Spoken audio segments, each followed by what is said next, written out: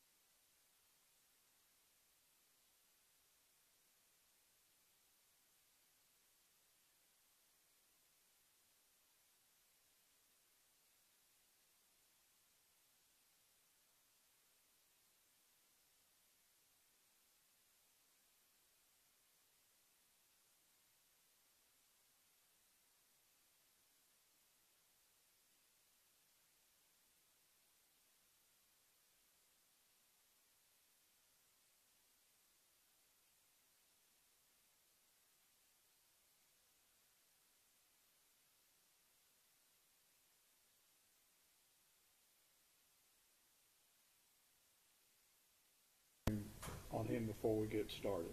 Based on what's coming, Your Honor, we understand it's a technology scan, yes. Is he here? Yes, Your Honor. All right. Have him come in. So the jury's going to be just a few minutes.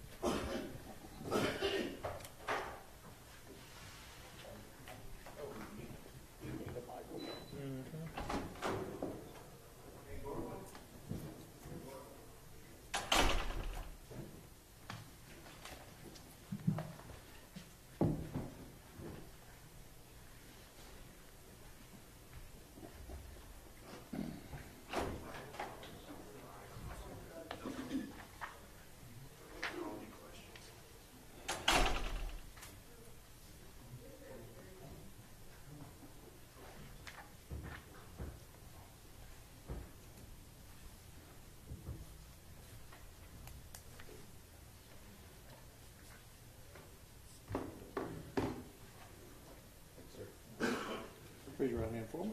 Solemnly swear or affirm testimony given this cause to be the truth, whole truth, and nothing but the truth, self of God.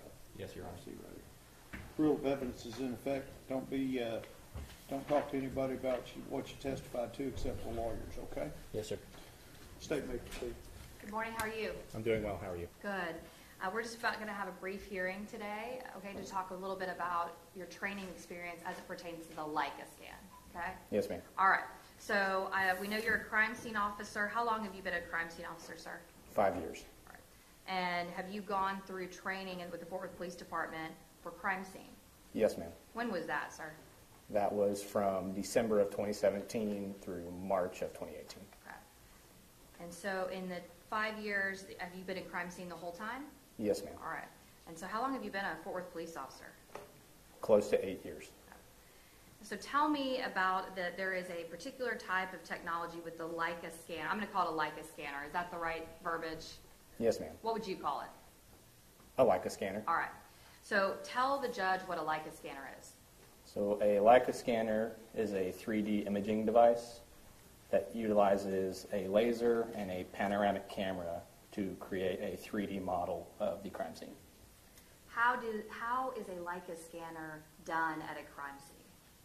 So in this particular case, we used the Leica PS40, and at each station where we would elect to collect a scan, we would set up the device, let it run. The device spins in a circle, shooting a laser out over 1 million times a second, and collects individual points in space. Those points come together to form a point cloud, which is essentially a bunch of dots in space that create a 3D world. Once the scan is complete, we remove the scanner from the tripod, place our panoramic camera on top, and take a panoramic image from the exact same spot that the scanner took its scan. We can then overlay that image onto the scan world to give us the 3D walkthrough of the scene. And when you are taking these scans at the scene, you're there at the scene, correct? Yes, ma'am. So you were able to testify also that the Leica scanner and what you see from those images does appear to be what you saw out there at the scene. Yes, ma'am. Things are where they are on the scanner, just as you remember it at the scene. Yes, ma'am. Now, are you going to be testifying about any measurements regarding the Leica scanner? No, ma'am. Okay. And are you going to be testifying about any measurements at all? No, ma'am. All right. And have you been trained in how to operate the Leica scanner? Yes, ma'am. Tell us about that. So after the initial crime scene training period, I had an additional 2 weeks specific to the Leica scanner put on by another crime scene officer. And then throughout the following year, as you are on probation in the crime scene unit, you are continuously evaluated on all of your work, and in my case, the scanner was included. And have you testified before the area of the crime scene? Yes, ma'am. Have you testified with a Leica scanner before? No, ma'am. Has the Leica scanner and that technology been utilized in district courts before? Yes, ma'am. All right.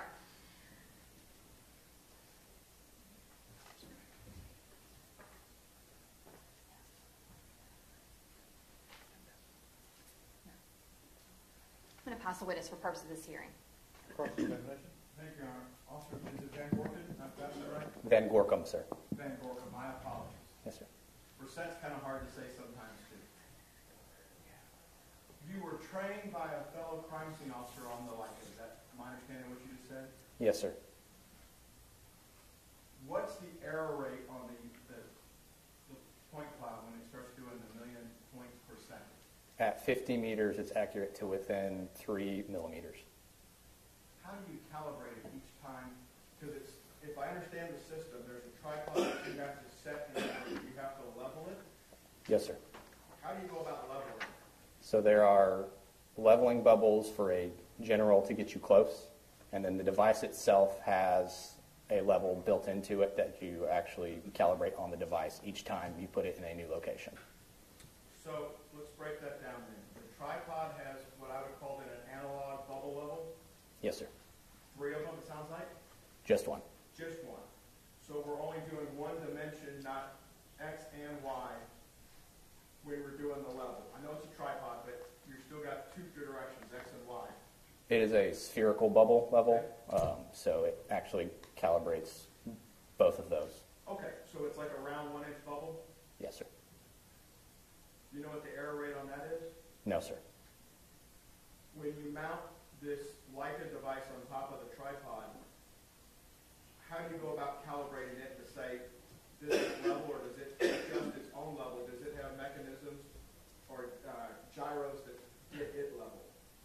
So this particular scanner does not. It is we manually have to do it. There is an LCD screen that gives us a readout, and it's essentially like lining up crosshairs. What is the error rate on your ability to line that up and get it actually level? I don't know, sir. Would that be part of the training materials from Leica? I don't know, sir. When you were in your 2-week training, did you have training materials actually produced by Leica to be proficient in this gear? There is a training manual in the office, sir. It was not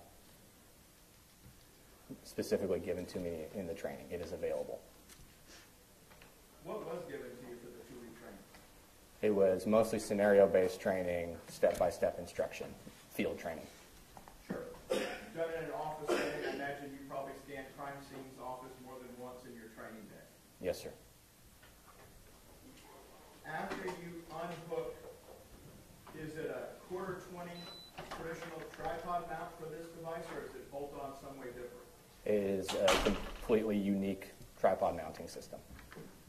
When you mount the camera on it, tell us who makes the camera. It's an NC Tech. It's an iStar camera. You're going to have to help Lisa with that. How do you spell it?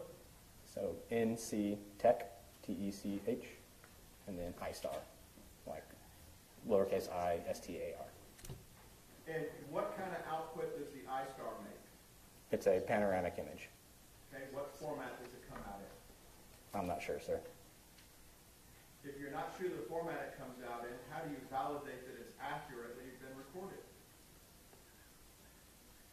I view the image, sir, and if it is what I saw on scene, Is there a hash value that is provided with the file as it comes off the system? I'm not sure, sir. Do you know what a hash value is for digital photographs or digital evidence? No, sir. You've been in crime scene for 8 years, and you deal with digital evidence on a regular basis? 5 years, sir, but yes. Have you had, it was 5 years at the time, so 3 years at the time or 2 years at the time? 2 years at the time. And when were you trained on the Leica before this event in October of 2019? March of 2018. If I were to, there are different ways to ensure that data, electronic data, if we have it in one file is moved over to another folder, there's algorithms to check if the whole file comes over. Much like an evidence.com body-worn camera transfer where it gives you the hash value. It's a series of numbers and letters that says this is what it was when it came off the camera. If it matches over here on the Fort Worth PD server, you have exactly all the bits. Do you see any type of hash values for the stuff you did in this case? I never saw it, sir. Once you upload it to the server, when you get back to the office, who handles the point cloud from there? I did, sir. So how do you validate everything you got off of, I guess it's a SD card? It is. It was transferred directly from the memory on board the scanner, sir. What type of memory is on board the scanner? I don't know, sir. How is that memory prepared before each scan? We create a subfolder on the scanner with which all the data from that site is added. And where I'm going with that type of stuff is memory, like on your Canon camera, we're still a Canon camera shop for crime scene photos, yes? Yes, sir. So where I'm asking on that question is, do you format the hard drive like you have to format a memory card for your camera before each use so we know that only the data from that is in there and there's no corruption since we don't have a hash value? No, sir, we don't do that. How did you go about transferring the data from the hard drive on the device to your computer or server at the police department? It is an Ethernet transfer, so plug into the back of the computer, plug into the device, and it transfers directly from the device onto the desktop. What about this Star camera? How does that data get to your computer? That is an SD card, sir.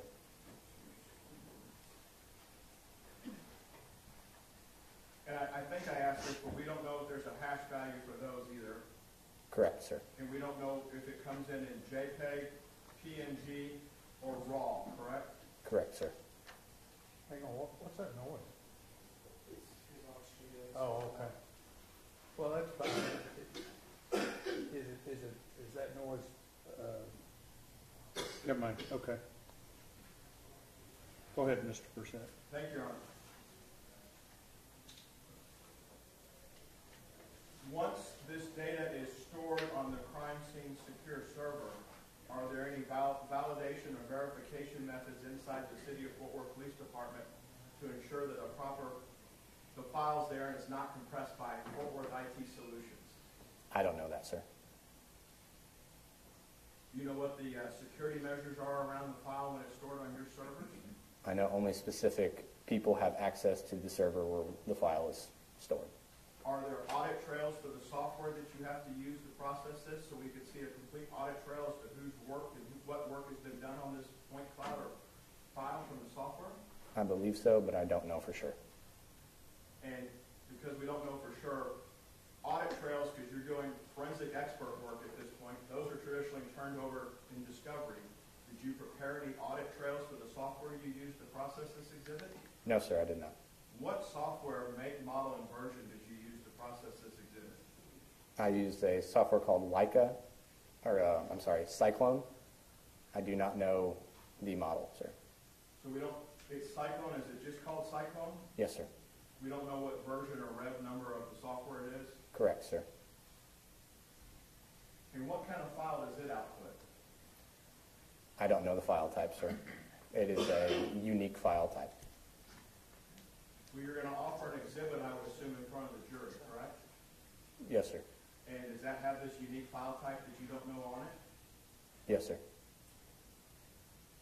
How does that unique file type that you don't know on the DVD play? So the file type put out by Cyclone, the scan data, I don't know that file type. The exhibit I will be presenting is a TrueView, and that is the file type, is a TrueView application. So how does it get from Cyclone to TrueView?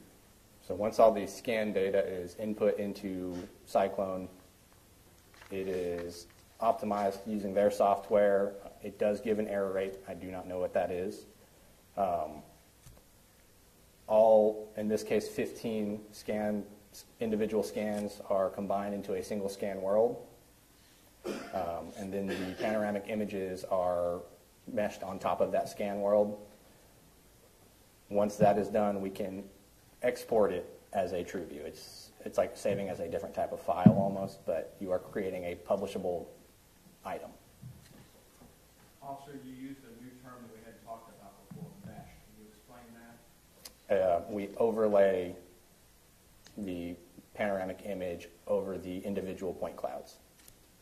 Kind of like a layering effect? Similar, yes, sir. Similar like Photoshop layering then? I'm not familiar with Photoshop, sir.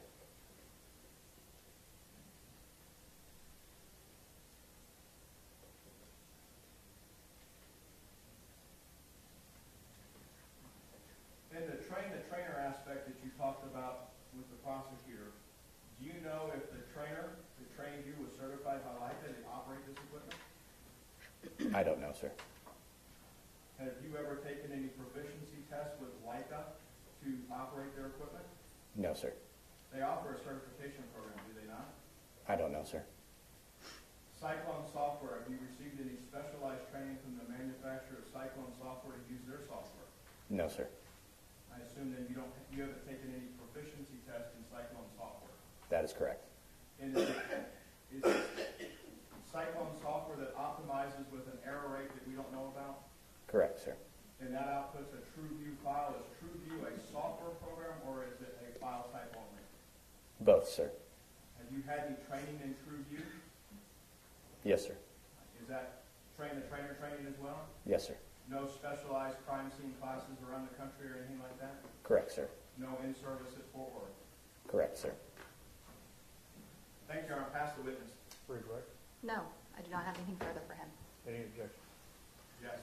Go. State has not met the prongs of Daubert for forensic science evidence at this point. We object to admission of any exhibit that they can offer in assistance. That objection is overruled, and we have a running objection. Can we identify the number too as well, Judge? Is this going to be State's Exhibit 3? It's going to be State's Exhibit 3, yes, Your Honor. Okay, your objection to State's Exhibit 3 is overruled, and you may have a running objection to State's Exhibit 3. Thank you, Your Honor. Both sides ready for the jury? State's ready. Let's go.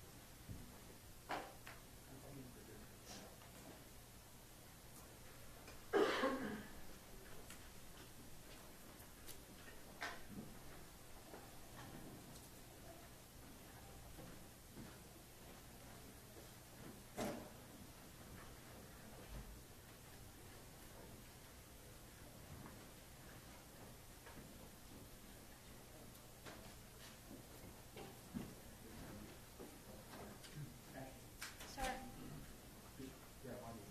Everyone may be seated.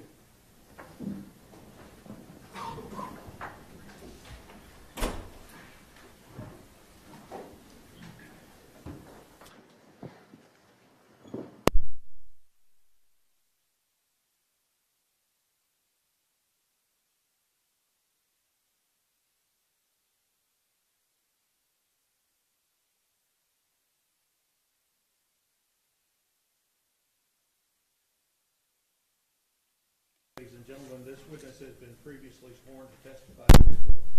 Ms. Diener, The state calls James Van Gorkum. you may proceed. Thank you. Good morning. Good morning. How are you? I'm doing well. How are you? Good, thank you. Turn to the jury. Introduce yourself, please.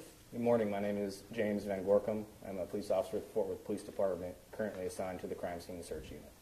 How long have you been a police officer with Fort Worth? 8 years. What'd you do before you were with Fort Worth? I was a student, and I worked at Target. Okay, all right. And so your time with Fort Worth for the last 8 years, tell me about what particular divisions you've been assigned to. I was assigned to the Patrol Division and Central Division, and then Crime Scene. And what made you want to go from patrol to crime scene? I was always interested in that kind of work. I feel like I'm more technically inclined, and the level of detail, things like that, appeal to me. Do you like it? Yes, ma'am. Okay. And so how long did you say you'd been in the crime scene unit at this point? At this point, or right now? At this point in the present? 5 years. Okay. And so back in October of 2019, how long had you been in crime scene? Just under 2 years. All right. And so tell us about the additional training that you have to go through in order to be in the crime scene unit. So once you are accepted into the crime scene unit, you go through a 4-month field training program with several different crime scene officers. It ranges from scenario-based or lab-based training all the way to just observational training. You work the call while your trainer observes, and if they see things that need to be addressed, they address them. It culminates in what we call a ghost phase, where your trainer is purely an observer, and at the end of your work offers corrections or additional advice, things that you can change. Once I completed that, I did an additional 2 weeks of field training with the Leica 3D scanner. What is the Leica 3D scanner? The Leica 3D scanner is a digital imaging device that uses a panoramic camera and a laser to create points in space and a 3D model of the scene or wherever we are scanning. Does it have the capability to measure certain locations from one point to another? Yes, ma'am. For purposes of today and what was done in this case, did you do any measurements, or did the Leica scanner do any measurements? No, ma'am. Did it purely just scan the crime scene? Yes, ma'am. All right. And did you actually go out to the crime scene off 1203 East Allen Avenue? Yes, ma'am. What day did you go out there, sir? That was October 12th, ma'am. And 1203 East Allen Avenue, what city is that in? Fort Worth. Is that in Tarrant County, Texas, sir? Yes, ma'am. About what time did you get called out to the crime scene? I was dispatched at about 5 a.m. and arrived on scene shortly after. And when you got there, were there other officers still there? Yes, ma'am. Were there other crime scene officers there? Yes, ma'am. Okay, do you remember what other crime scene officers were there? Yes, ma'am. It was Crime Scene Officer Valderas and Crime Scene Officer Bain. Do you know what their purpose for being there? What were they doing? They were the primary crime scene investigators, ma'am. So why were you called to the scene in addition to them? Purely to collect scan data for the scene. Okay. And so tell us how you actually do that. How do you do a scan and set it up? So the Leica scanner utilizes a laser that shoots over 1 million times a second and creates individual points in space. Those points come together to form a cloud, which the cloud itself forms a 3D model of the scene. The way we accomplish that is at various locations within the scene, we will set up a tripod with the scanner on top. Once the scanner is running, it spins in a circle, shooting that laser out millions of times and creates the 3D model space. Once that is collected, the scanner is removed from the tripod and our panoramic camera is placed on top without moving the tripod or anything, and a panoramic image is collected from the exact same location. And so does it allow for it to be basically kind of bring the jury into the crime scene as much as we can? Yes, ma'am. And has the Leica scanner and this technology been used before in other district courts? Yes, ma'am. And have you testified before as a crime scene officer? Yes, ma'am. Few or many occasions, sir? A fair amount, ma'am. Okay, all right. May I approach the witness, Your Honor? Yes, ma'am.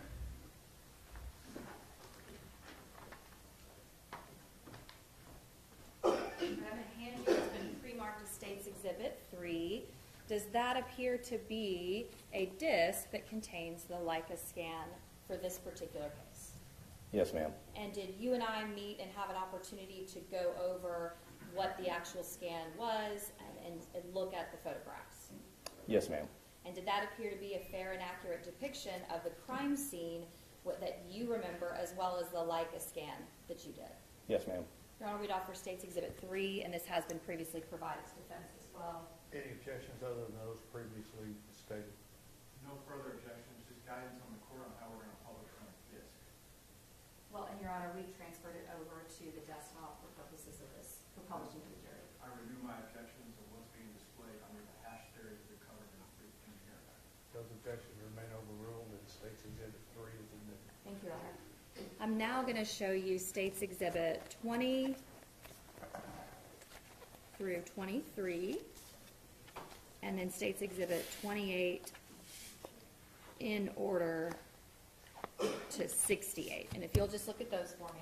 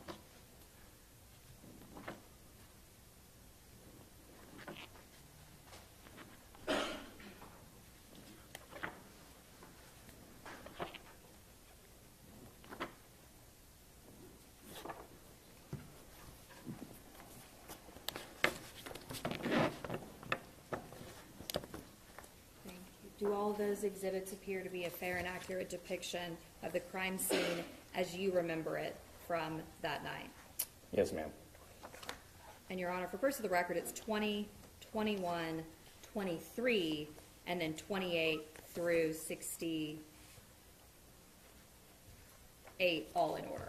I'm going to offer all of those exhibits, and these have also all been provided to defense. Your Honor, I understand they've given us discovery, but I haven't seen them marked. Can I look at them? Absolutely.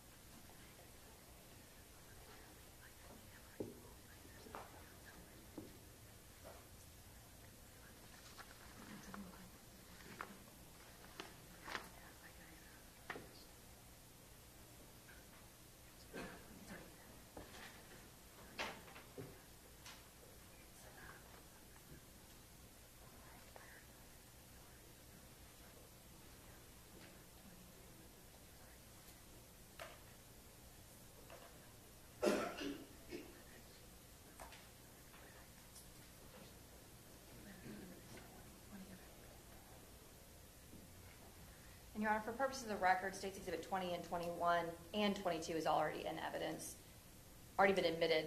I have 22 admitted, but I don't have 21 or 23. Oh, okay. One. So just 22, that's what the gap is between 20, 21, and 23. Correct. Okay.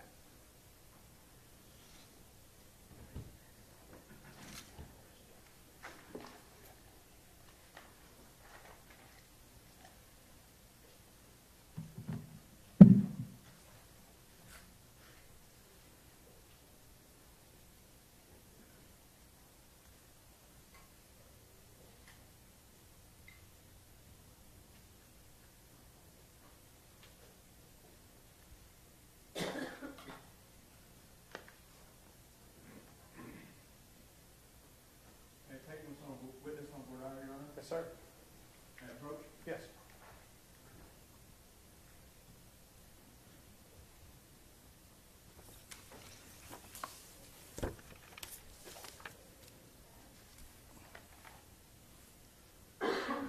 Your eyes will get there one day. Looking at the state's 63 and 67, you didn't take these photos, did you? That is correct, sir. These are Valderas' crime scene photos, but you were out there, correct? Yes, sir. States 63 and 67, do you know at the time that former Officer Dean discharged the weapon if the interior lights are on I do. in the residence in the room of issue? I do not know, sir. So 63 and 67 may not be a fair and accurate depiction at the time of the event. All these photos are post the time of the event, correct? Yes, sir. It's fair and accurate to when I was on scene. Okay. Judge, we don't have any further objection to this fact. All right, so states exhibits 20 and 21, and 23, and then 28 through 68 are admitted. It's okay. I'm going to, permission to publish those? You Yes, yes, ma'am. Middle sweep.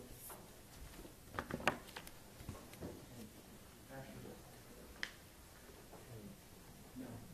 It's just guidance. I don't know if you have that slide. And then there's images. There's images. Look at this one. Bigger than that. So, we need that one.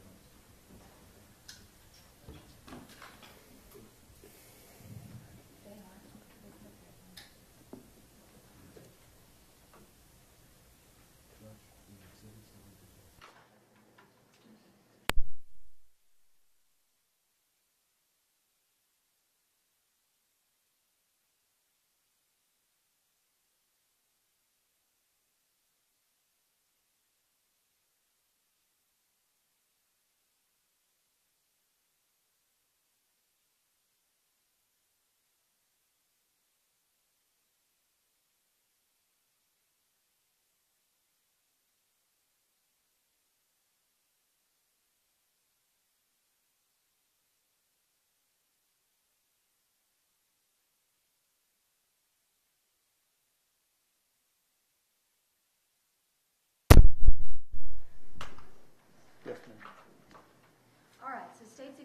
20, we're looking at the front, the outside of 1203 East Allen, correct?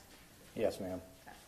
And we can see in State's Exhibit 20, there appears to be, and I'm just going to use a laser for purpose of the record, crime scene tape around the very front, and then we also see there appears to be a white car, is that right, in the driveway? Yes, ma'am. Okay. And now State's Exhibit 21, what is this? This is looking down the western edge of the home. So if you were walking up to this house, coming from that red building, walking across, if you look to the left, if you're looking at the house, you're going to see that there's a fence in the backyard. Is that right? At least to the side. Yes, ma'am. Okay. And State's Exhibit 22, what is this? A photograph looking at the eastern side of the house. And now coming into view, there appears to be a darker vehicle that's also parked in that driveway. Is that right? Yes, ma'am. And for purposes of the record, in State's Exhibit 22, the white car and then the darker colored car that's parked in the driveway, are they actually facing each other, which would be nose to nose? There's space between, but they're facing each other. Is that right? Yes, ma'am. Okay.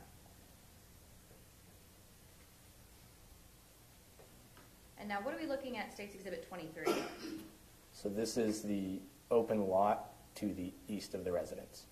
Is it quite a bit of space to the right or the east of 1203 East Allen? Yes, ma'am. Now where are we in State's Exhibit 28? Sometimes positionings of bodies and things can indicate certain things. I'm not sure in this case if it was. And are you given a pretty small amount of information when you go out to a scene? Yes, ma'am.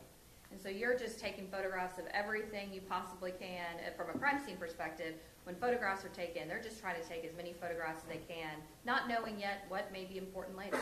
Correct. Okay. All right, State's Exhibit 33 is just a different view of some items that were by Tatiana's body. Yes, ma'am. And 34, tell us what that yellow thing is right there that says number 2 on it. That is a number placard. It is an evidence marker. And now State's Exhibit 35, what is that? The deceased's face. State's Exhibit 36, what is that? The deceased's right shoulder and chest. State's Exhibit 37, what is that? The deceased's left side. And State's Exhibit 38. Now we see the left side as well as some additional numbers, those placards 3 and 4. What is the purpose of those 3 and 4? There are additional evidence markers. And State's Exhibit 39, is that her left hand? Yes, ma'am. State's Exhibit 40, what is that? It is another shot of her left hand. And State's Exhibit 41, is that now a photograph of her right hand, or right arm rather? Yes, ma'am. Okay. 42, right hand, Yes, ma'am.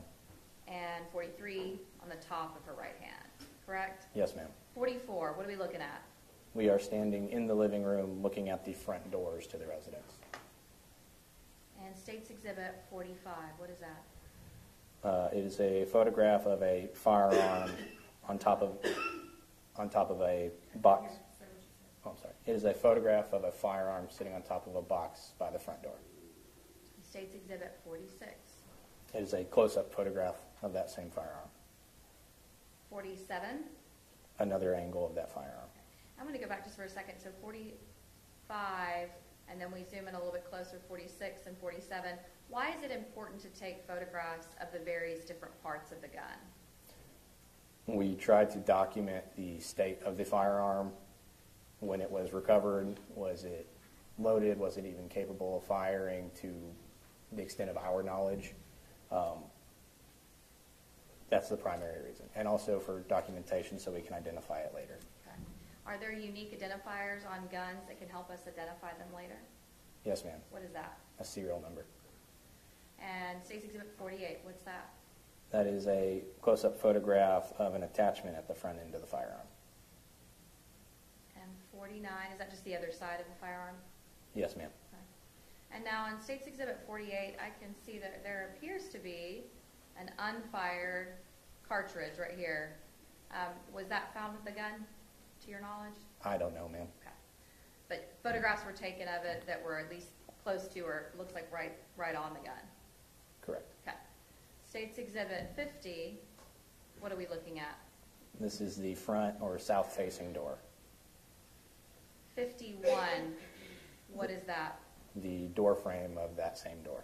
Why is it important for crime scene officers to document the condition of doors and door frames for offenses? It allows us to document whether there were obvious signs of forced entry. Was there any obvious signs of forced entry? No, ma'am. State's Exhibit 52, now we can kind of see that white car a little bit more. Tell me what we're looking at here. So this is the carport on the eastern side of the residence. We're looking towards the detached garage in the backyard. This object that we see here, State's Exhibit 52, I'm going to circle kind of to the middle bottom. What is that? It looks like lawn equipment, weed eater. And does the lawn equipment or the weed eater, does it also have a cord that appears to be coming from it? Yes, ma'am. Okay. And now, looking here on State's Exhibit 53, where are we? We are standing on the carport still looking at the second door, which would be on the eastern side of the residence. 54. Inside of the living room looking at that same door. Were there any obvious signs of damage or tampering to the side door from what you can tell? No, ma'am. 55. Where are we here? Standing near the white car looking to the north towards the detached garage. And 56, is that just another view of that darker car towards the house from the empty lot? Yes, ma'am. 57, just another view of the car, that second darker car, is that right? Yes, ma'am. All right, 58, what are we looking at? So we are looking at the area between the dark colored car and the edge of the house. I want to go back just 1 second to ask you about, are you able to see, and if you can't, that's all right, but we see that there's a weed eater of some sort. Can you tell what this item is behind the chair? I don't know, ma'am. Okay, that's okay. All right. So keeping on the right side of the house, now we go into State's Exhibit 59. What are we looking at here? So we are standing at the front of the detached garage, looking to the west into the backyard through the gate. And is the gate open? Yes, ma'am. And there appears to be an orange cone. Why is there an orange cone there? Orange cones are sometimes used to mark evidence before a crime scene arrives so that it isn't overlooked or forgotten about before we can mark it. And State's Exhibit 60, is this just now looking the other direction? Better picture of the bike just to the right of that darker colored car. Yes, ma'am. State's Exhibit 61, a view of the outside looking into the backyard with the gate open. Can you tell which way that gate opens? Does it open towards you or going a different direction? It opens outward, so towards the camera in this photo. 62, where are we now? So we are standing in the backyard looking at the northern side of the home. I want to go back just a second. On 61, as the crime scene officer, I believe Valderas, you said, if he's standing right here outside of the gate is open at this point, are you able to see on State's Exhibit 61, the very top of this window, if you were standing outside of the gate? It appears so, ma'am.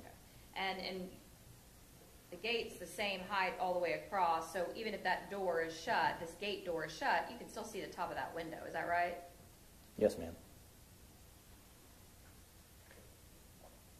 All right, and State's Exhibit 63 and 62, a backyard picture facing those windows, and State's Exhibit 63, does that just appear to be with no light, no flash? Yes, ma'am. 64. Now we see there's the cone, but there's also a number 5 placard. What's that for? That's another evidence marker.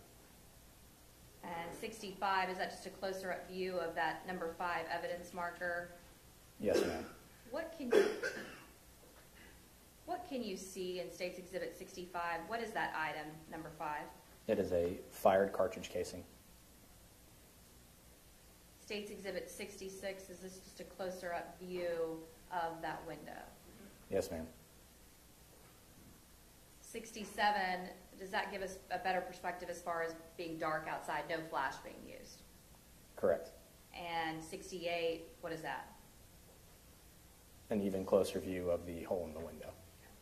And are we able to see in all these last few exhibits, 66, 67, and 68, that the blinds appear to be drawn at least halfway or so inside the bedroom? Yes, ma'am. Okay. All right. Now, permission to publish State's Exhibit 3, Your Honor? Yes.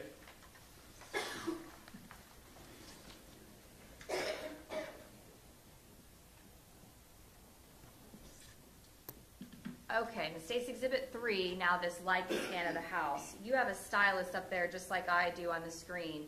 Will you start taking us through the crime scene and give the jury a perspective of what it looked like? Yes, ma'am. All right. And so we can see there appears to be an object over in the bottom left. What is that? That is what we call a NIST pole. That is our known standard. So the measurement between those two targets is a calibrated standard, and that helps us calibrate our measurements on the machine. Okay. And so take us around just the exterior and show the jury. So we have a lot of police cars. And now her house comes into view. All right. Now it's daylight outside at this point, correct? Yes, ma'am. When you get out there. All right. So take us through the next point. Take us through inside the house.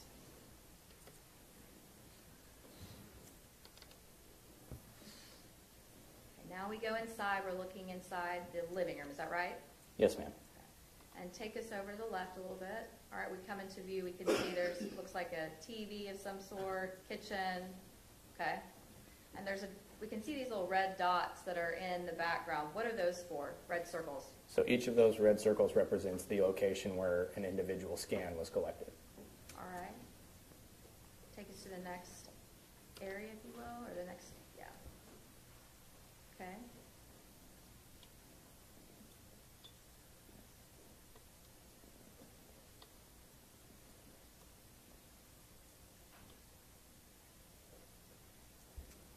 Okay, so just a different perspective now looking towards the doors.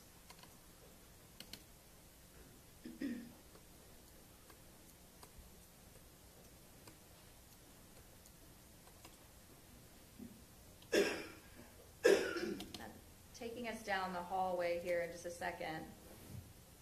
And let me ask you, yeah, I'll let you, there you go. Going down the hallway of the house, does there appear to be some additional doors or rooms to our left a bit? Yes, ma'am. Okay. All right, continue taking us down the hallway. And now looking into Tatiana's bedroom. Let's go into her bedroom. Okay.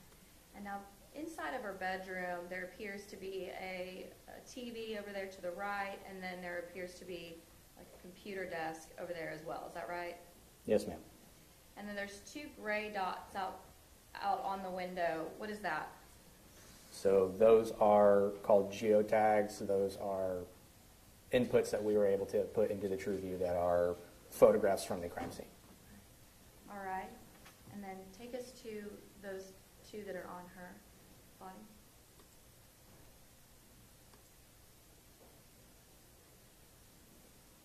Okay.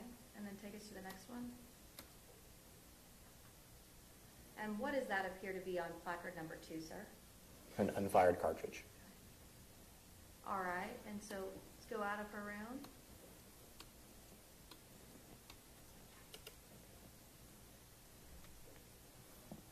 And go back into the living room.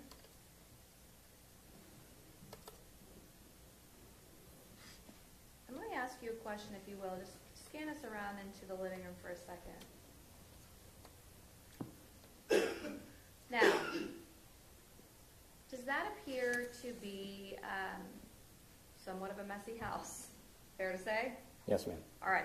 Have you seen in your time with crime scene and as a patrol officer as well, so 8 years, have you been into houses that have been messy or dirty before? Yes, ma'am. Few or many occasions? Many times. All right. Have you been into houses that have been ransacked before? Yes, ma'am. Okay. Have you in your experiences seen a difference between a messy house and a ransacked house? That's hard to answer, ma'am. Okay. Tell me why it's hard to answer. I have been in houses that I have found out were ransacked that looked messy, and I've also been in houses where that's just how the house was. So Sure. it's hard for me to make any kind of conclusive statement on that. Sure. All right, so take us now outside.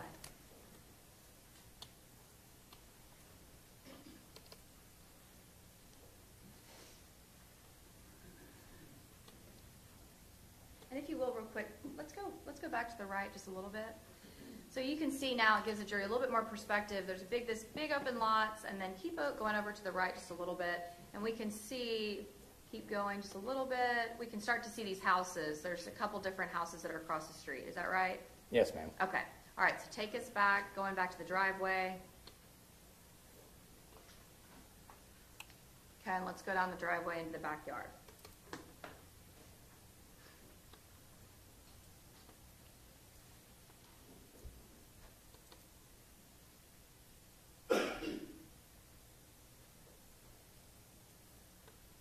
And let me stop you real quick. So right there, this view looking at this white car, are we able to see this object that appears to be to the right of the car? Yes, ma'am. What is that? A lawnmower. Okay. And so continue on to down the driveway into the backyard.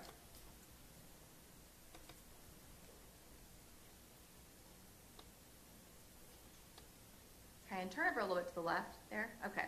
And so now we're able to see here that we've got this gate wide open here, but standing outside the backyard, you see the top of the window. Is that right? Yes, ma'am. Okay, so take us in the backyard.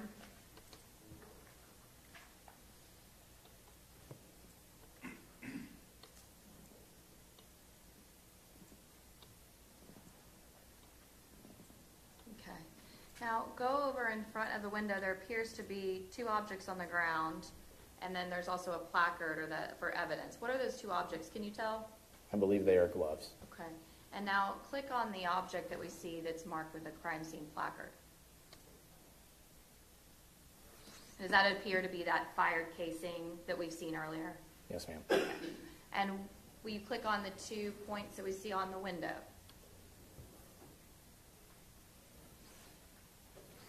And that's that photograph we've seen earlier. Yes, ma'am. And that's just a different view a little further away of that window. Is that right? Yes, ma'am. All right. All right. So when you went out to the crime scene and you did all of these scans, what is the next thing that you did after you completed all the scans? So once we are done collecting scan data at the scene, we transport all the equipment back to the office, and then I transfer from the device onto our desktop computer at the office all of the scan data that was collected and input that into a program called Cyclone. And then at some point, is that file given over to our office so that we can see it? Yes, ma'am. Okay, all right. May I approach the witness, Your Honor? Yes, ma'am. And then that's pretty much all you had to do in this case, correct? Correct. Okay. Now, did I ask you to bring evidence with you yesterday in this case? Yes, ma'am.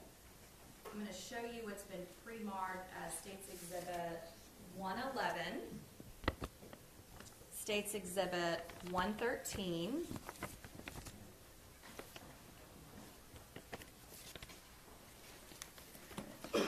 States Exhibit 96, States Exhibit 106.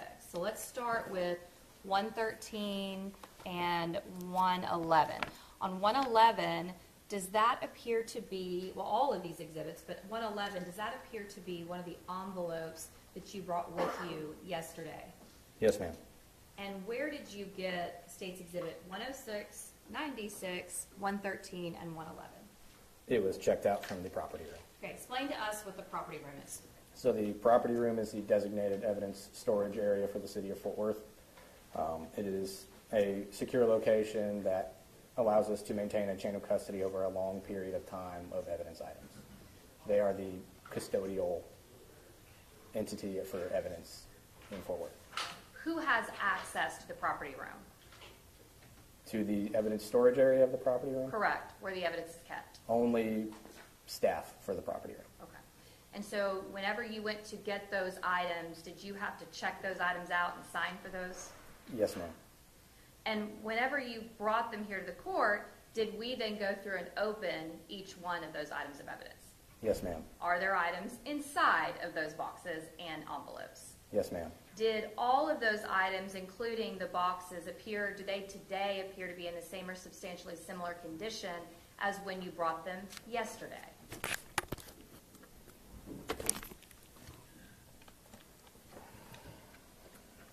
Yes, ma'am. And did I actually ask you to open those and cut the evidence tape so that we could access each one of these boxes and envelopes? Yes, ma'am. Okay. So before you did that, were they all sealed up with evidence tape and had different markings? Yes, ma'am. Okay. I'm going to ask you, if you will, without showing the jury, just look inside of 106, and do those items all appear to be, which would be 107, 108, 109, and 110, do those all appear to be in the same or substantially similar condition as when you brought them and when we opened them yesterday? Yes, ma'am. Okay. Same question on State's Exhibit 96. If you'll open that without showing it to the jury. Those all appear, State's Exhibit 97, 98, and the contents inside of 98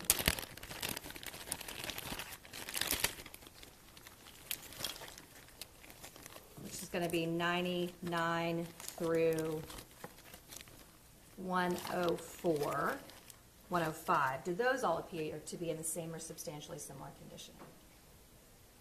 Yes, ma'am.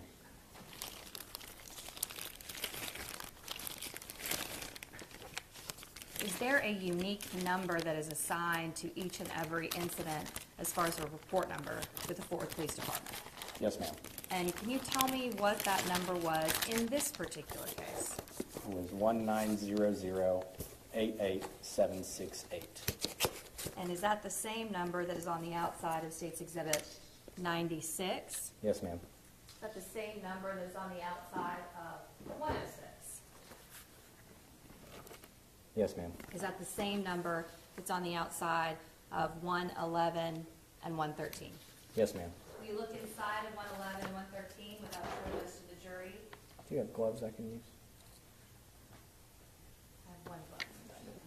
Underneath the desk.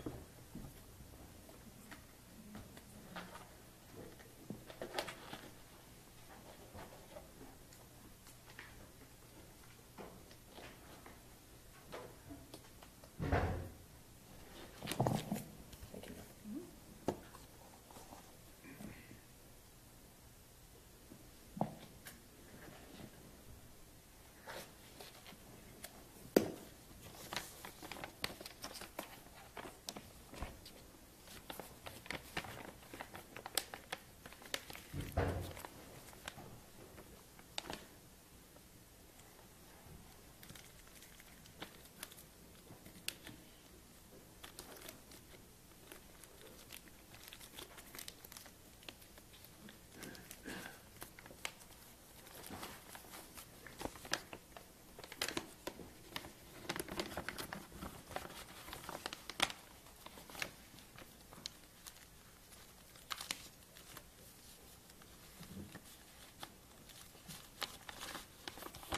So now to State's Exhibit 111, the contents, which is 112, State's Exhibit 113, and the contents, which is 114, do those all appear to be in the same or substantially similar condition as when you brought them yesterday?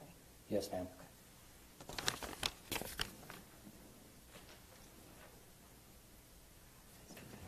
Thank you.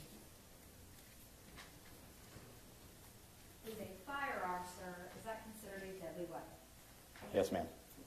And shooting a bullet through a window, is that considered not clearly dangerous to human life, sir?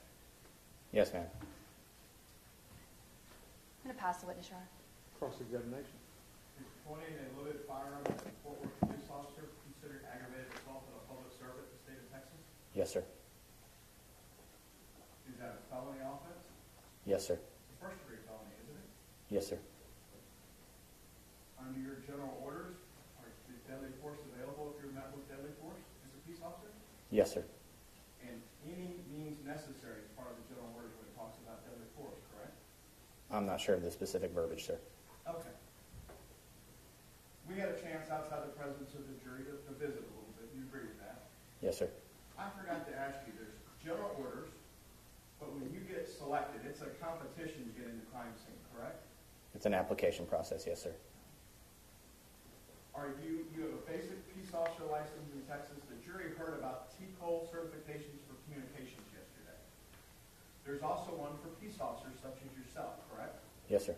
What level of peace officer certification do you currently hold? Advanced. Can you take the members of the jury through the levels? Yes, sir. The first level, which is upon graduating from the academy, is a basic peace officer. You later, after time and continuing education hours, can earn the intermediate level, and then after that is the advanced level. The final level is master. And to be part of crime scene, you have to have some advanced crime scene classes once you're selected or get in, either before or after. You have to have the same type of advanced classes for intermediate level TCOL, do you not? We do not require intermediate crime scene, but everybody does take it once they come into the unit. And that helps you get your intermediate peace officer certification as well, because you're checking the box off, yes? Yes, sir. Okay. Prosecutor asked you on direct about what information you have when you get to a scene. When you're called out to a crime scene, whether it's a burglary of a habitation, a homicide, a critical police incident, a police shooting, or use of force situation, you're going to take a briefing from somebody, correct? Yes, sir. Who did you take your briefing from in this case? Officer Bain, crime scene officer.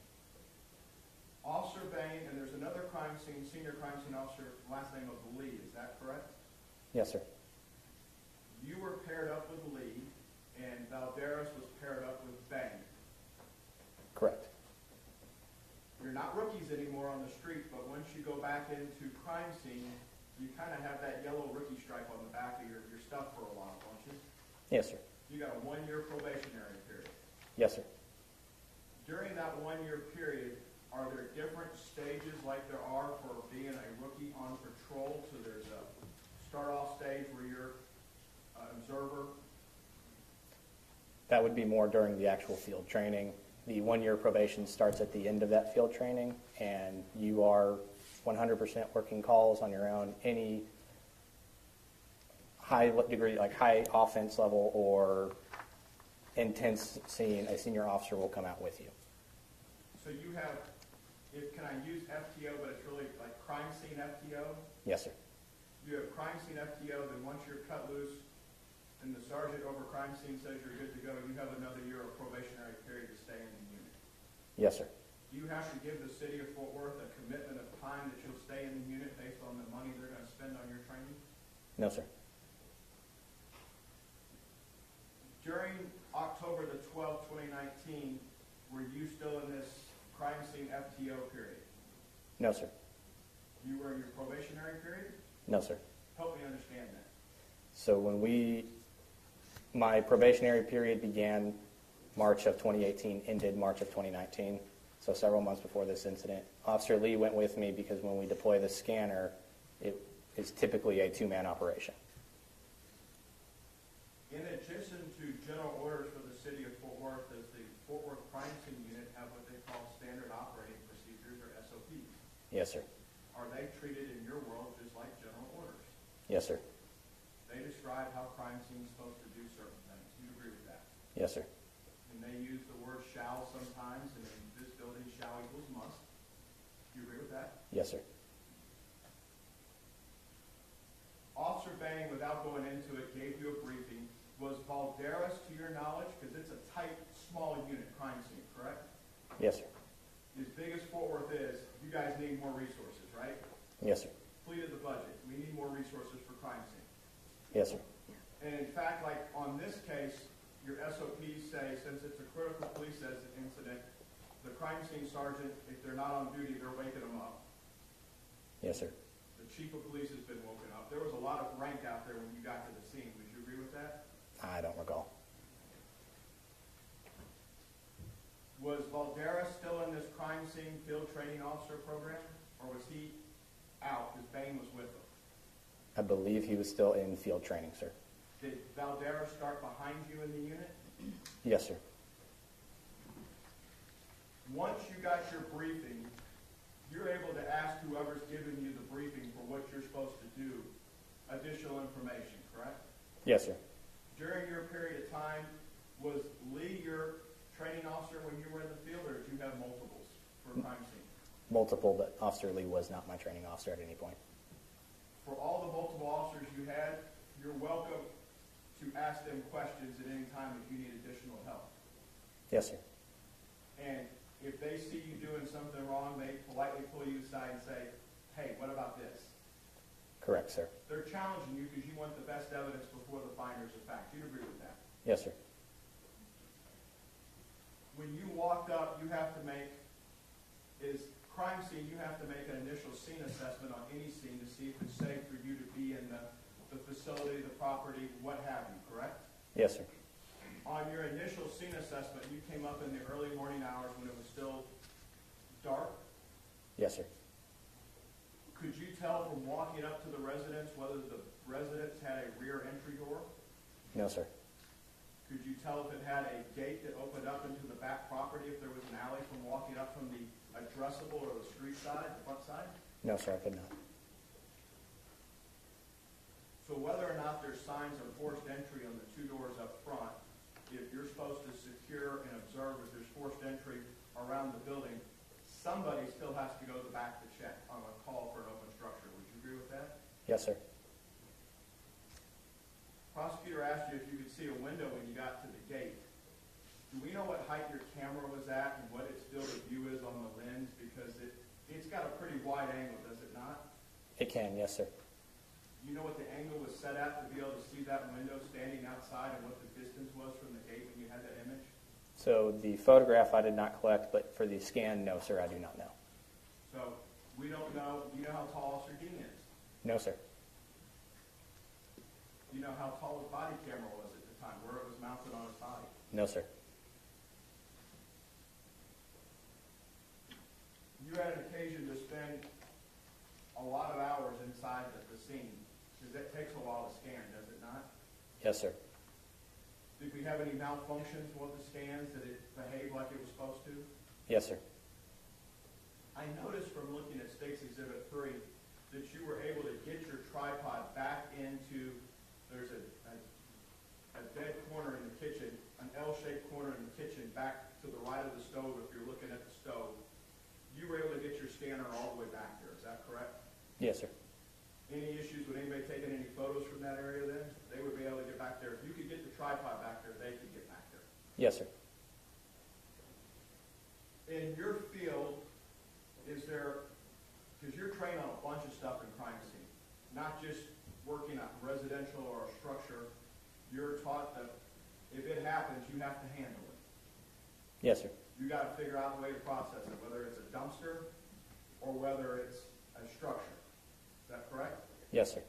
Is there a term of art in crime scene called layering an area or a room? Yes, sir. Can you explain to the members of the jury what it is to layer? There's many ways to do it in a field where you grid it off with string and stakes and you work sections. But for a room, let's focus on layering just for a room. Can you explain that to the members of a jury? So my understanding is when layering a room, you observe it, document it as is, and then you can start becoming more intrusive into different parts of the room, opening cabinets, refrigerators, things like that, looking in because you've already documented the original state of those objects. Once you've documented original states, you can move objects to see what's underneath them, like couch cushions or full pieces of furniture. Additionally, You can section off certain parts of the room and deal with those at each time to basically compartmentalize the scene, make it easier to process and easier to understand at a later date.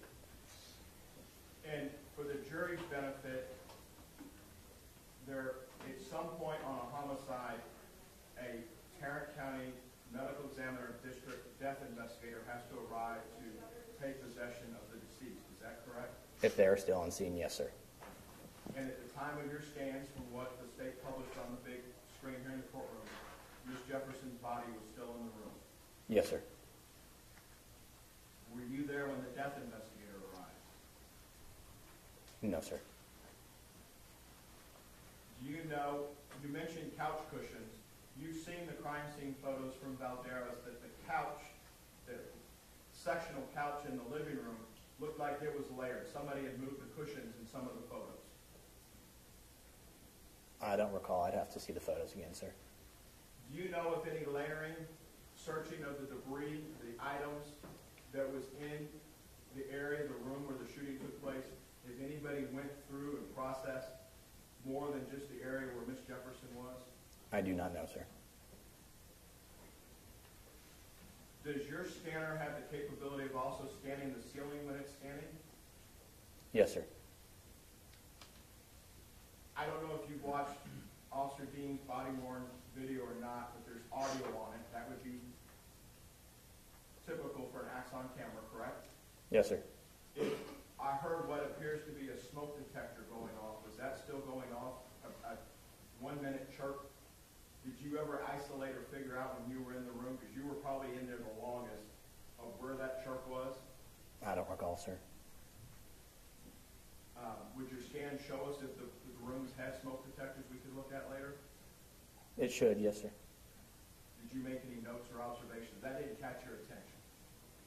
No, sir. It's common. Did you make any observations about the structure of those storm doors? Was it glass or was it screen? Or you don't know, or both? I don't know, sir. I'm sorry, say it again. I don't know. Okay.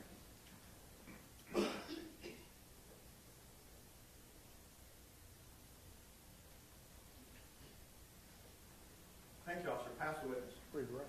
Nothing further, Your Honor. Okay, I'm going to say your name wrong. May he be excused subject to any potential No objection from the state. Thank you very much. Thank you, Judge. Thank you, Your Honor.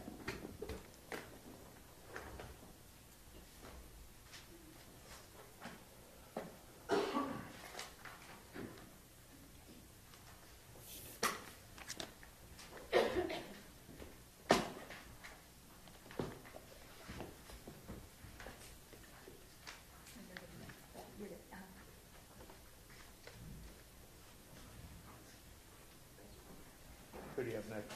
State calls Detective Roloff with Forward Police Department. All right.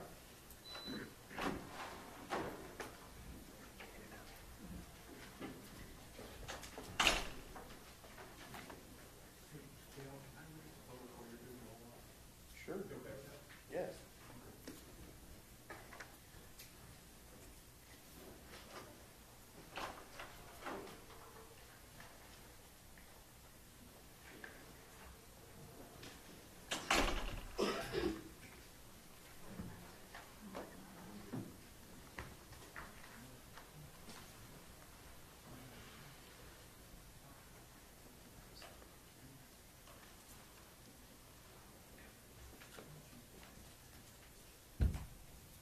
Solemnly swear or affirm testimony given this cause to be the truth, whole truth, and nothing but the truth, so help you God. I do. Have a seat right here. Rule of evidence is in effect says you can't be in court unless you testify. Once you have testified, don't discuss your testimony with anybody else except the lawyers, okay? Yes, sir. Mr. Smith. Detective, would you introduce yourself to the jury, please? I'm Detective Doug Roloff with the Fort Worth Police Department. And could you speak up just a little bit? That was operator error on the judge. Oh, okay. Thank you, Judge. Let's try that again. Sound check. Detective Doug Roloff with the Fort Worth Police Department. Detective Roloff, how long have you been with the Forward Police Department? 31 years. And what all jobs have you had in those 31 years? I worked patrol for the first 12 years, zero tolerance part of that. Promoted to detective in 2003. Worked South CIU, which is general assignments, for 5 years, and came to Major Case for the last 14 years. You a certified peace officer? Yes, sir. What's it mean to be a certified peace officer? Go through academy, take a state test to get certified that you follow the state required minimum requirements to become a police officer. And what is your current duty assignment again? Detective, And where are you assigned? Major Case. And what is Fort Worth Major Case? Major Case investigates officer-involved shootings, in-custody death, kidnappings, murder for hire, high-dollar fraud, some theft cases, and anything else the chief thinks that we need to investigate. Were you a part of the Major Case Division back in October of 2019? Yes, sir. On October 12, 2019? Yes. And as part of that division, were you assigned to work on a officer-involved shooting involving Officer Aaron Dean? Yes, sir. And did you go out to the scene that night at 1203 East Allen Avenue? Yes, I did. How long were you out there? 10 minutes, maybe. And then where'd you go after that? I went to our office on Calvert Street. The home where the shooting took place over on 1203 East Allen Avenue, is that in Fort Worth, Texas? Yes, sir. Tarrant County? Yes, sir. So why'd you go back to the office after the house? When I arrived on the scene, I spoke with a Detective Rimshes, and we found out that there was an officer-involved shooting, and there was a person inside the house that was deceased, and I knew we needed a search warrant in order to go inside that house. Once you also went back to, where's your office again? 1000 Calvert. 1000 Calvert. After you went back to 1000 Calvert, did you ever have the opportunity to meet someone introduced to you as Officer Aaron Dean? Yes, sir. Do you see that person in the courtroom today? Yes, sir. For the record, the witness of the defendant has stood up. Is the person that stood up the person you recognize as Officer Aaron Dean? Yes, sir. So, for what purpose did you meet the defendant? So, Well, let me take that back. Did you meet the defendant as part of crime scene collecting his duty weapon that was used on October 12, 2019? yes. And you were present at that time? Yes. May I approach the witness, Your Honor? Yes, sir.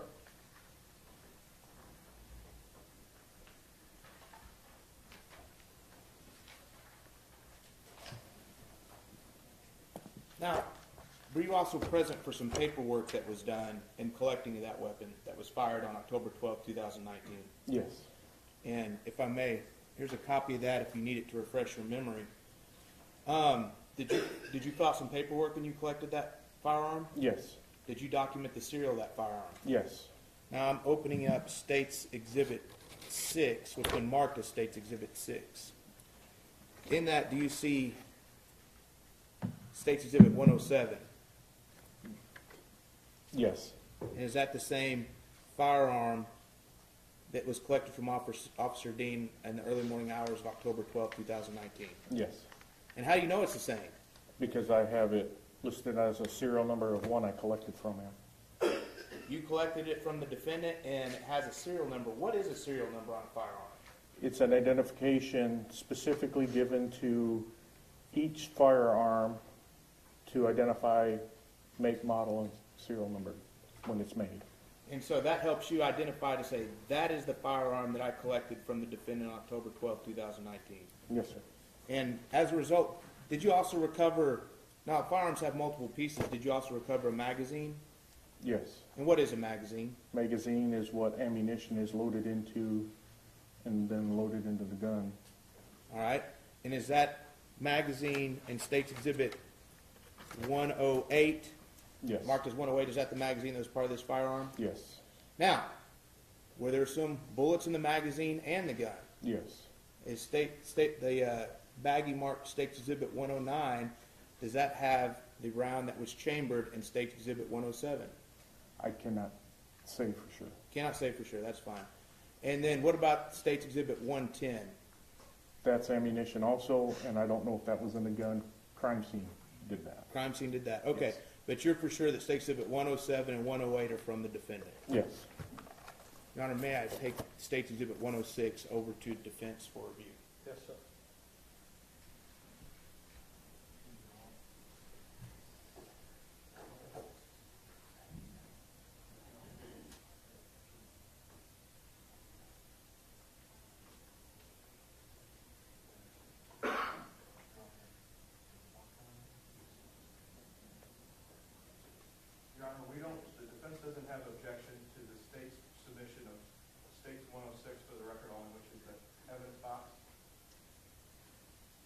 107, 108, 109, and 110. 109 and 110 being baggies. We don't have an objection to those 4 bags and contents for the last 2. And the state is offering 106 for the record and 107 through 110 for all purposes. 106 for the record, Your Honor, 107, 108, 109, and 110 for all purposes. Very good. And 106 is for purposes of the record. Yes, Your Honor, and for the record, 107 and State Exhibit 107, the firearm is secured with zip ties to State Exhibit 106. It has been placed in a safe manner with zip ties, making sure that it is inoperable at this time. And State Exhibit 108 is secured the same way with zip ties. Thank you. So, Detective Roloff, State Exhibit 107, that's the gun. Is that a firearm? Yes, Firearm's a deadly weapon. yes. Nothing further, Your Honor. We'll pass the witness. Cross-examination. Judge, good morning. How are you, Detective? Good, sir. You got to the scene, and then you became the person that had to go back to the office and draft a warrant, correct? Yes, sir. And you put some information in your warrant. You put in there that a weapon may have been displayed at a peace officer. Do you recall that? Yes, sir. And in the state of Texas, that's a first-degree felony to point a weapon at a peace officer, correct? Yes, sir. A peace officer that's in a full uniform. Yes, sir. So to collect evidence at a location such as that, you need a warrant to get in, Yes, sir. and or you could get consent, but there was nobody there that you could find and sign consent, correct? Correct. Based on what had taken place. So the evidence that was removed from the scene was removed under a warrant. Is that safe to say? Yes, sir. Prosecutor asked you about when you got to see former Officer Aaron Dean. He went to y'all's location. Is it 1000 Calvert? Yes, sir. Is that the old training academy on the other side of the river? Yes, sir. Were you present when they took who took the photos of Officer Dean and Officer Darch against the nondescript wall to show what they were wearing? That would have been Crime Scene Officer Duman. And is that something that's commonplace to document for your world in major cases, exactly how the officers looked at a given time? Yes, sir. Done in every critical police incident, any use of force that y'all are investigating. Yes, sir. That wall's been used a lot. Yes. When you're there, the weapon that is in Dean's holster at the time of the photos, that's the weapon that was just admitted here before the jury. Is that correct? Yes, sir. Dean's issued another weapon that night, is he not? Yes, he is. Can you explain that to the members of the jury? We have in officer-involved shootings, or any time a weapon is used by law enforcement. In the city of Fort Worth, we collect the gun they use so that it can be tested at the crime lab to verify shell casings, projectiles on the scene and so forth. But at the same time, we do not leave our officers unarmed. We replace the gun that they have with an exact duplicate of the one we took. At some point throughout this, the jury may not know the day, but at some point a warrant was written. This is Saturday morning. The warrant's written Monday evening, signed by Judge Wolf when he's brought back to the courthouse here to sign it. You know about that? Yes, sir. Were you here at the courthouse when he signed it? No, it wasn't. At some point, parts of Aaron's weapon that are no longer in that box were given back to him. Do you know that? Yes. Can you explain how that happens? So I believe his gun originally had a flashlight on it, and I think that property belonged to him. That may have happened that night, actually, because the gun I issued or had to issue him was a exact duplicate of the gun, but we don't have any of the extra stuff that he had on his gun. If it was that flashlight, if I'm correct on that. And so we take that flashlight off the gun that he turned in to put it on the gun that he was replaced with. After that photo against a nondescriptive wall is taken, you take his gun, at some point, somebody has to take his Axon Taser camera system, is that correct? So the night that this occurred, and what usually, let me go by what happens with our critical police instance. If they have video cameras, so forth, we have a docking station in our office. We have the officers come in, put your camera on the docking station so it can be uploaded to our server or evidence.com, the server that controls all of our video. So that would have been placed on the docking station that night, I believe, and so that we would have access to it to review video, because we immediately restrict access to video. Did a lieutenant, if you recall, come in and take Officer Dean's camera from him? I do not know who did that or who loaded it on the docking station. You know Lieutenant Holford? Yeah? Is he part of Major Case? No. He's a patrol lieutenant. I believe he was actually Officer Dean's lieutenant in the division that he worked, or the district that he worked. Is part of that evidence.com system, there is what I think you and I have come to know through this investigation is a full audit trail. Would you agree with that? Yes, sir. And you and I, Mr. Gill, Mr. Smith, Ms. Diener, have all known each other for several decades. Yes, sir. Back from our time, Bob and I at the DA's office to today, we all work together, and sometimes emails just get exchanged and we copy each other, correct? Yes, sir. Because we're all trying just to get to the bottom of stuff when we're asking questions, correct? Yes, sir. You and I and the state had an exchange of emails where I was asking about the audit trail for former Officer Dean's camera. Do you recall that? Yes, sir.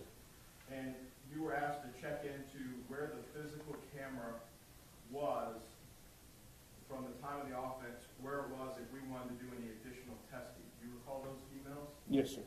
Were you able to locate the camera here still in the city of Fort Worth? No. Do you know where it went? It went, so the camera that Officer Dean had was an older generation camera, and what was told to me by our camera specialist at the academy was after it was turned back into the academy, they sent it back to evidence.com because we upgraded our camera systems. So if Lieutenant Or Holford- Axon, sorry, Axon. If Lieutenant Holford took the camera and it wasn't actually taken by Major Case, then it may not have got booked into evidence or preserved or held like Major Case normally does, and it could have. That's how it ended up possibly back at Arizona or Nevada, wherever they keep them for processing. Correct. And you did some due diligence on our behalf, and we thank you that we can't find it even back there. Is that correct? Yes.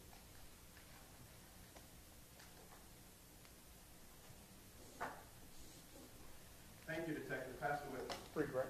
No further questions, Your Honor. Madam Detective, roll-off be excused subject to any potential recall. No objection from the state. Yes, Your Honor. Thank you. Thank you, sir.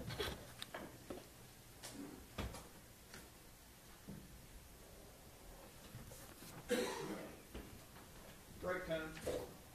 See you in a little bit.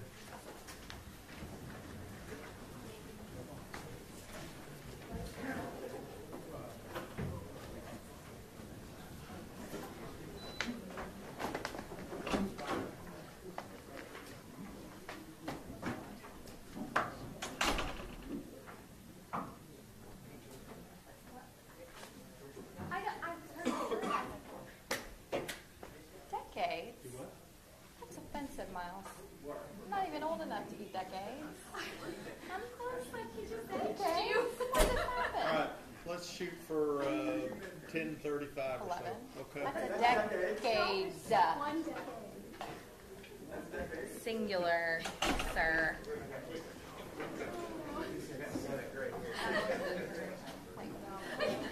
Hold on just a minute.